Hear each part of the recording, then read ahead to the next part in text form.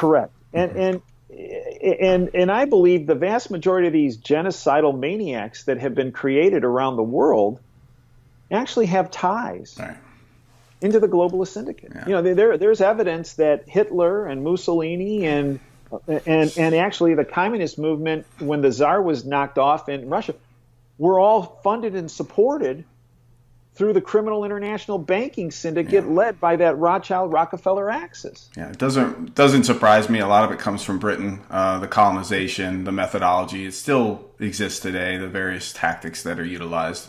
Order out of chaos, the Hegelian dialect, give two false choices, and ultimately you get what you're after, your policy, whether that be a globalist policy, what have you. Central control is the key.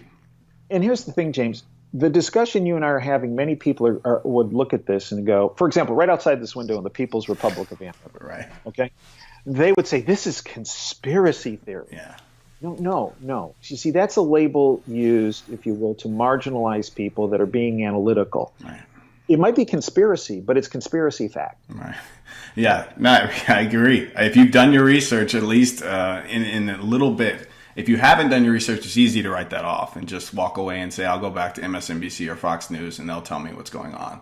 But if you dig deeper, like your mother taught you, right? If you go into the details of what the other side of the story may be, you'll start to find things that you weren't told. And all of a sudden it's like, oh, okay, well, I'm going to have to start digging holes in a lot of places to learn what really happened or what really is going on. Yeah, and I just uploaded a YouTube on this about Thanksgiving. The lesson my mom taught me as a first grader. What that lesson was about, long story short, socialism versus free market capitalism. Yeah. When Plymouth Colony was founded in the 1620s, it was on a socialistic model.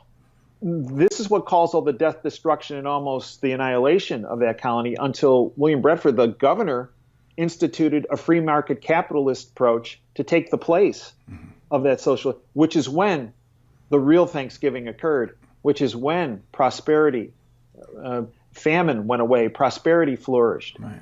You see, and this is the lesson that we're not taught in school. We're not taught this in our history books, or you're not going to get this off the bought-off mainstream fake media's propaganda circuit, whatever channel you're watching. You're not even going to give it if you're a business student at a business school. You're going to get taught some gobbledygook Keynesian economic theory and limited history of what really went down in this country as far as money. Well, one of my majors, I was a double major in college, chemistry and economics. One of my majors was in economics. The economics department, where I went to college, Bucknell University, had one free market capitalist in it. Right. Everyone else was defined as being, quote, market socialists. Right. Yeah. Okay? Right? Or communists. Right. Now, the interesting thing, James, is it gave me a background of understanding their systems even more in depth. And by doing that and essentially dissecting these systems and having these ideologues trying to teach us about how great these systems were, it became very obvious what the flaws of the system were. And the underlying flaw with all those systems is the fact that people's freedoms were just decimated. Right. And above all else, that's the most important thing. And that's the most important thing. Yeah. Because if you don't have your freedom or your liberty, you have nothing. Yeah. That's the most important thing above all else. And that first and foremost, that you have your sovereignty. And that used to drive my professors nuts when I used to raise my hand and say, this is all well and fine, but where does freedom come into the model here? That's too big a question. No, and that was the question, James. It got me in a lot of trouble. Now, understand something. If I would have done that back then, they would get mad and they get frustrated, but they wouldn't penalize me. Yeah. Today, if I go down the street to the University of Michigan and I walk through everybody's safe spaces, okay, and walk into a classroom, and they do still teach this exactly, and I raise my hand and go, exactly where does freedom come? James, I would be asked to leave the classroom. Right. I would be reported to the dean's office for being malicious and harming people's thought processes that they couldn't handle this, right? And I might even get thrown out of school. Yeah, you'd certainly be blackballed and whispered about. That's for sure. and the gold GPA would be going right down the tubes too. At least back then they didn't penalize you in that regard. Right. But that's the difference, I think, James, between when I was growing up and today. Right now, there is such censorship. If you are, and I consider myself a libertarian, a free market libertarian, if you will, if you're going to put a label on it. Mm-hmm. And you and I spoke before we came on today about the censorship that occurs with such platforms as, we see this in YouTube. Sure. Right? So like with my platform, it's not monetized. Mm-hmm. And we applied months ago, haven't gotten it. Why? Well, because they don't want to fund somebody that's putting out information that's not globalist in nature. Mm-hmm. Yet YouTube allows channels to steal my original content, put it up on their channels, and they're monetized. Right. Because those channels are associated with the globalist side of the equation. And this is part of this civil war we're speaking about. Right. Now, the good news, as far as I'm concerned, and I think you're concerned, is that I think freedom's going to win out. Yeah, I think ideas are much more powerful than some, large company that rises and eventually falls, because they all eventually do. But in the end, it's ideas. They're bulletproof, and if you keep passing them along, people will seek that and they'll find it. And if it really rings true and it's something that can help people prosper, I don't think it'll stop. And there is a subset of people that like to be controlled. Yeah. Because life is easier that way because you don't have to make any decisions. Yeah, people like to be told what to think. Right. But there's a bigger subset of people that don't want to be controlled. Right.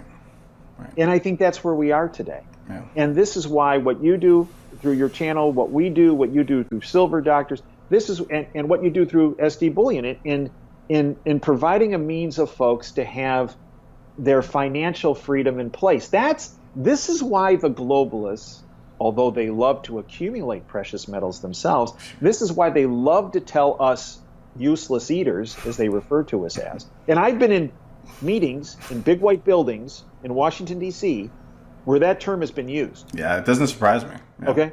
So this is not just some conspiracy thing about, the globalists see everybody, the unwashed is used. No. That's how no. They call us useless eaters. And I can tell you at some of those meetings in Washington, the first several meetings, I say, who's that guy in the corner? And you know who it invariably was? Somebody associated, either a Rockefeller or somebody associated with the Rockefellers. Never just taking notes. Yeah. Right?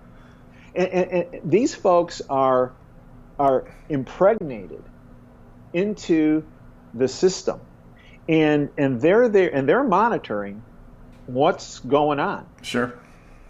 And this is why what you do with SD Bullion, what we try to do with Operation Freedom, we try to do with DaveJanda.com, I think is important because it gives people another avenue of information. And what you do with SD Bullion is important because, as I mentioned, you give people their financial freedom because the globalists don't want us useless eaters to have real money. Yeah, they don't want you to have... They don't want that. They don't want it. They don't want you having something they can't control. And precious metals in a physical form are very difficult to control or track and trace. So they don't like that. And when their financial chaos hits in, if you have gold and silver, you have a foundational bedrock of financial support if you have physical gold and silver. Just ask the people in Venezuela or Iran or Greece. Right. But if you have their paper currency that has ink on it and is not backed by anything, they got you right where they want. Yeah, I totally agree. I totally agree. Dependent, that's how they want you. Yes, so they want you dependent. Let's swing it back to present time. I want to hear, it's been 2 years almost now that Trump's been in office. I want to hear how you think he's doing, and then maybe a little bit about the recent election, if you can give us a little bit of your analysis on it. Well, a couple things. With Trump, it's amazing he's gotten anything done because the globalists have been mashing on him with this fake Russian collusion deal and trying to remove him from office. He's had the deep state coming after him on so many different fronts. So he's had a lot on his plate. Mm-hmm. I think he has done some good things in a sense that he's, if you look at him getting rid of TPP, right? He had pulled us out of NAFTA. Now this new agreement, in speaking to some people, has some parts of the old agreement in it, but it hasn't been finalized. So hopefully, a lot of times he gets part of the thing done and then finishes it off the rest of the way. I actually think our world is a safer place if you look at his peace initiatives with North Korea. I think if you look at terrorist activity across the world, it's diminished from what it was. We see ISIS no longer on the radar screen when it was very prevalent during the Obama administration. One of the reasons, for your viewers, that General Mike Flynn, who I believe is a patriot and a hero, I believe that he will be exonerated. One of the reasons why the deep state wanted to get rid of General Flynn was because when General Flynn was the director of the Defense Intelligence Agency, General Flynn leaked the information that ISIS was weaponized, trained, funded through a number of governments, including the United States and Saudi Arabia and Yemen and Qatar and the UAE and even Israel. Right. So it's basically an echo of Al-Qaeda, basically. Right. So as you mentioned with the globalists, they create the enemy, then fight the enemy, and out of that chaos, they come up with more power, control, and more financial resources. But they want to keep us safe, Dave. I mean, they got to create laws. Right. So they want to keep, they keep themselves safe. The rest of us, well, just dang it, right? But so with Trump, I think on a number of fronts, he's done better. I've been a bit frustrated on the healthcare issue. Now, understand something. That was undermined by Paul Ryan. Ryan Care, and I got in trouble by speaking about this, but Ryan Care, I believe, was nothing more than baby Obamacare. It was a gift to the insurance industry, which is what Obamacare was. Obamacare was written and supported by the health insurance industry, but no one tell you any different. I've read it inside out, God knows how many times. I know the nuances. Everyone's seen their bill. It's gone up. I mean, it's obvious that was an inside job. Look at right? Just look at your and also look at the stock prices of health insurance companies. And 800%. And the buildings, they keep growing and growing. I mean, come on, use your common sense. Right. So I was a bit frustrated that Trump was backing Ryan Care, and then when that was starting to fall apart, then he said, okay, well, let's just get rid of the mandate here and mandate there. I believe Obamacare, based on people I know that are outstanding healthcare policy analysts, in conjunction with my experience in this, Obamacare could go away and a new system put in place within 24 hours. Okay? So all these people saying it'll take months, it'll take years, it'll take weeks, millions of people will die, that is nothing but propaganda. Yeah, fear-mongering. 24 hours. So I've been a bit frustrated with Trump. But part of the reason he's been slow on this healthcare issue and this repeal and getting rid of Obamacare and putting something in its place that provides people more availability and affordability and more quality-oriented healthcare is because of Congress. Congress, and again, Paul Ryan, globalist, was the guy who was in charge of slowing that whole train down in healthcare. And he did. He was very successful at that. I don't like him. I hope the door doesn't hit him in his butt on his way out the door, but if it does, all the better. Yeah. So I think the world's a safer place with Trump there.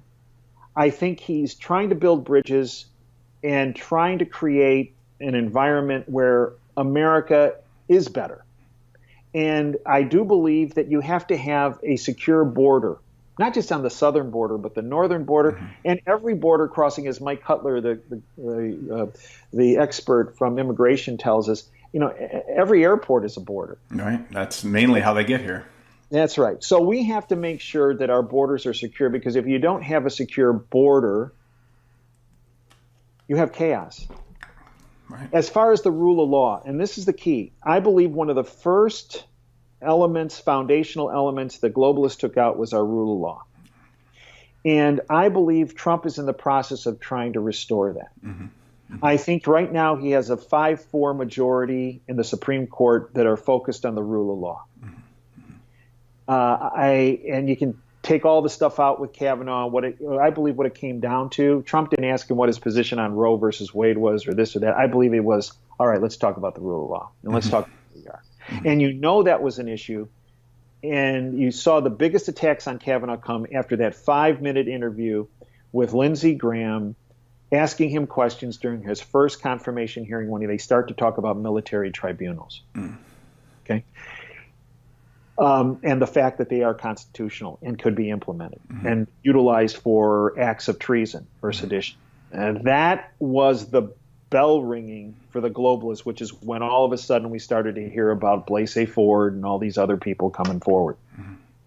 If you look at what they've happened in the Department of Justice and FBI, the sheriffs in town, if you will, there are 26 people that have either resigned, fired, or under investigation and have lost their positions in the FBI and the Department of Justice at a high level.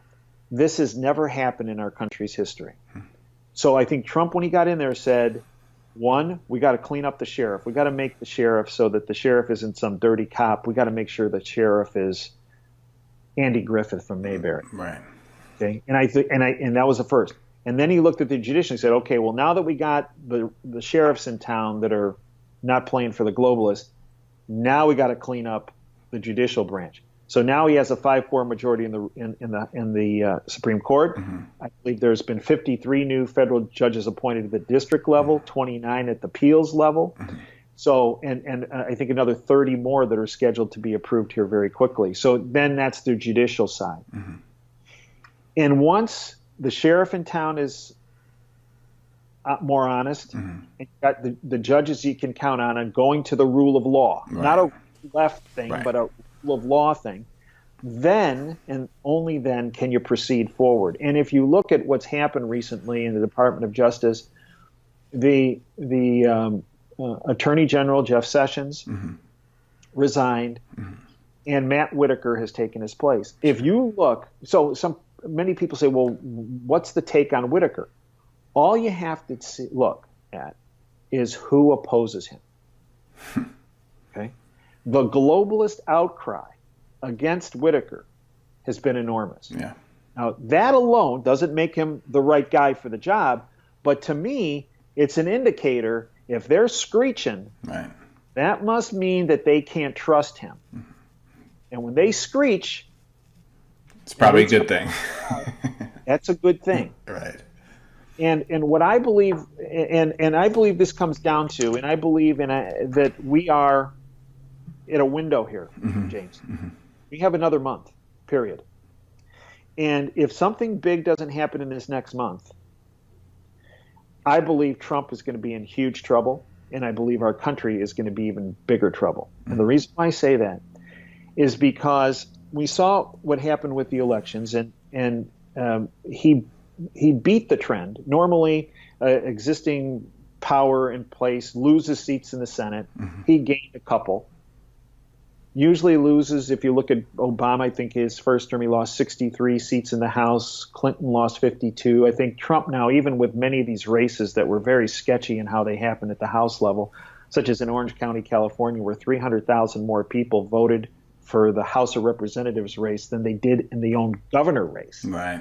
That in and of itself is an indication of rampant voter fraud. And the Los Angeles Times just came out with an article yesterday talking about the rampant voter fraud on behalf of Democrats, of how they were soliciting hundreds, thousands of votes illegally out of skid rows in the major metropolitan areas in California, and marching them in and filling out their ballots and all kinds of chicanery in order to get these wins.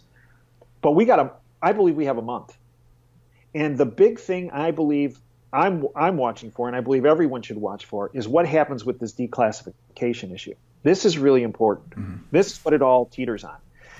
On September 17th, Donald Trump came out and said, I want 3 things declassified and I want them unredacted. 1, the FISA warrants on Carter Page. 2, the email communications between Comey and McCabe. And 3, the 302 forms. 302 forms are what the FBI fills out when they interview somebody. Of Bruce Orr, the number 4 guy in the Justice Department under Obama. Now, why are those 3 things important? FISA warrants. It's my understanding from my contacts that I know and trust. The FISA warrants, when they're declassified, will show that the first warrants for surveillance were solely based on the fake Russian dossier that was bought and paid for by the Hillary Clinton campaign and the DNC. And in fact, Loretta Lynch, who was the Attorney General, never went to that court to get the initial warrants. She passed them on an emergency basis where they instituted them just on her signature in that first week. And then she went to the court, and the only evidence presented to a judge, not an entire court, a judge, was the fake Russian dossier. The text messages between McCabe and Comey, I am told, will show blatant sedition and treason. And the third entity, the 302 forms with Broussard, the number 4 in the Justice Department, will show collusion with the White House into the West Wing, and the fact that reportedly the dossier, the fake Russian dossier, was written by this character Steele that had ties to British intelligence through a company by the name of Fusion GPS. In fact, it'll show the majority of that document was actually written by Broussard.